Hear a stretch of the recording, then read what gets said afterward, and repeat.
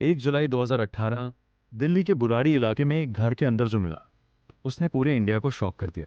11 लोग एक ही फैमिली के एक साथ मरे हुए मिले, लेकिन असली डर उनकी मौत नहीं थी। असली डर था वो डायरिया जिनमें पहले से सब लिखा हुआ था। क्या ये सामूहिक आत्महत्या थी या किसी ने पूरी फैमिली को मैनिपुलेट किया? और सबसे बड़ा सवाल, 11 लोग एक साथ बिना किसी विरोध के कैसे मर सकते हैं?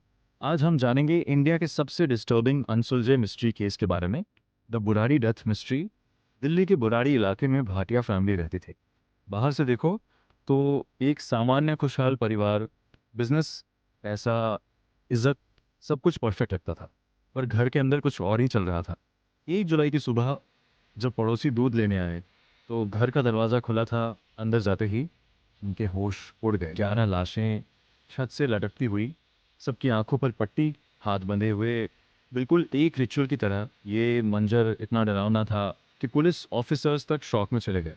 किसी को समझ नहीं आ रहा था कि एक पूरी फैमिली एक साथ ऐसा कैसे कर सकती है। ये फैमिली थी द भाटिया फैमिली, जो बुराड़ी में कई सालों से रह रही थी। लोकल इलाके में उनकी किराने और प्लाईवुड की दुकान थी। पड़ोसियों के अनुसार ये लोग बहुत सामान्य और धार्मिक परिवार थे। कभी किसी ने उन्हें झगड़ते हुए नहीं देखा, लेकिन जितनी सामान्य ये फैमिली बाहर से दिखती थी, उतना ही गहरा राज इस घर के अंदर छिपा हुआ था। पुलिस जांच शुरू हुई और घर की तलाशी के दौरान एक ऐसी चीज मिली जिसने पूरे केस को और भी रहस्यमय बना दिया। मरने वाले 11 लोग कौन थे? नारायणी देवी 80 साल की थी, प्रतिभा नारायणी देवी की बेटी, भुवनेश सिंह 50 साल के, ललित सिंह 45 साल के, सविता भुवनेश की पत्नी, टीना ललित की पत्नी 42 साल की, नीतू 25 साल की, भुवनेश की बेटी, मेनका उर्फ मोनू भुवनेश की बेटी 23 साल की, दुष्यंत उर्फ ध्रुव भुवनेश का बेटा 15 साल का, शिवम ललित का बेटा, प्रियंका प्रतिभा की बेटी। घर के अंदर 11 डायरियां मिली और उन डायरियों में हर चीज़ पहले से लिखी हुई थी। घर के साइड 11 पाइल लगी हुई थी, जिसमें 4 पाइल एक ही दिशा में थी और 7 विपरीत दिशा में थी। जिस मजदूर ने ये पाइल लगाई थी, पुलिस ने उसको ढूंढा और कुछ दिनों बाद वो मिल गया। उसने बताया कि मकान मालिक ने बताया था कि ऐसा वेंटिलेशन के लिए कर रहे हैं। और आगे पता चलता है कि जो मेन गेट पर ग्रिल लगी हुई थी वो भी 11 ही थी। इसके अलावा घर में ऐसी बहुत सी चीज़ें मिली जो 11 की गिनती में थी। पुलिस 11 की मिस्ट्री को समझे उससे पहले ही पुलिस को 11 डायरी मिली। क्या ये सामूहिक आत्महत्या थी या किसी ने पूरी फैमिली का ब्रेन वॉश किया था? जांच में धीरे धीरे एक नाम सामने आया, ललित भाटिया। ललित फैमिली का छोटा बेटा था और रिपोर्ट्स के मुताबिक कुछ साल पहले उसकी आवाज़ अचानक चली गई थी। डॉक्टर्स को कोई साफ कारण नहीं मिला, लेकिन कुछ समय बाद उसकी आवाज़ वापस आ गई। उसके बाद ललित का व्यवहार बदलने लगा। वो दावा करता था कि उसके मृत पिता उससे बात करते हैं। पहले फैमिली ने इस बात को गंभीरता से नहीं लिया, लेकिन धीरे धीरे सब उसकी बातों पर विश्वास करने लगे। और फिर वो जो बोलता, पूरे घर में वही होता। डायरियों में जो हैंडराइटिंग थी वो ज़्यादातर ललित की मानी गई और उनमें लिखे निर्देश काफ़ी डरावने थे। जब पुलिस इन 11 डायरियों को खंगालने लगती है तो 11 नंबर की पहली सामने आने लगती है और इन सब की शुरुआत होती है 2007 से। आपको याद हो तो बताया था ललित के पिता की मौत 2007 में होती है। ललित एक नियमित समय पर उस डायरी में कुछ लिखता था और घर वाले उन बातों को फॉलो किया करते थे और ललित के मुताबिक उसके पिता लिखवाते थे।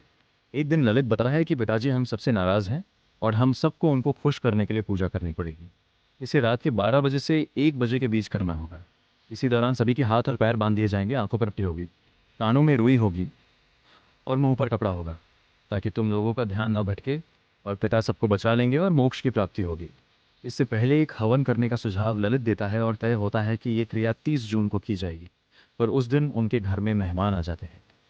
मेहमानों के जाने के बाद 1 जुलाई 2018 को पूजा की जाती है और इस पूजा के बाद ललित और उसकी पत्नी मिलकर सभी के हाथ बांध देते हैं और मुंह में कपड़ा बांध देते हैं और गले में फंदा लगाकर सभी को छत से लटका दिया जाता है। सबसे अजीब बात, फैमिली ने कोई सुसाइड नोट भी नहीं छोड़ा, न ही किसी आर्थिक परेशानी का सबूत मिला, न हत्या के कोई निशान। पुलिस को घर में जबरन घुसने का कोई सबूत नहीं मिला। सब कुछ अंदर से प्लान किया हुआ लग रहा था।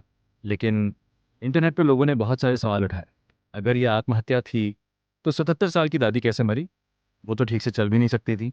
और अगर फैमिली को लग रहा था कि वो बच जाएंगे, तो क्या उन्हें सच में मौत का अंदाज़ा नहीं था? कुछ एक्सपर्ट्स ने इसे शेयर्ड साइकोसिस कहा। एक ऐसी मानसिक स्थिति जहां एक इंसान का भ्रम पूरे समूह को प्रभावित करता है। लेकिन कुछ लोग आज भी विश्वास करते हैं कि बुराड़ी हाउस में कुछ पैरानॉर्मल था। लोकल लोगों के अनुसार मौत के बाद उस घर के आसपास अजीब चीजें नोटिस की गई। रात में आवाजें, लाइट्स और अजीब एहसास। सच क्या है ये शायद कोई कभी नहीं जान पाएगा। ऑफिशियली बुराड़ी केस को आत्महत्या घोषित कर दिया गया, लेकिन आज भी जब लोग उन डायरियों को पढ़ते हैं तो एक सवाल ज़रूर पूछते हैं, क्या 11 लोग सच में अपनी मर्जी से मरे थे या किसी ने उन्हें कंट्रोल किया था? और सबसे बड़ा सवाल, अगर ललित गलत था तो पूरी फैमिली ने उस पर इतना भरोसा क्यों किया? बुराड़ी केस सिर्फ एक मिस्ट्री नहीं, बल्कि अंधविश्वास का सबसे खतरनाक उदाहरण बन चुका है। अगर आपको ऐसे रियल मिस्ट्री केस पसंद हैं तो चैनल सब्सक्राइब करो, क्योंकि अगली वीडियो में हम बात करेंगे इंडिया के एक और अनसुलझे डार्क केस के बारे में, जिसका सच आज तक दुनिया से छिपा हुआ है।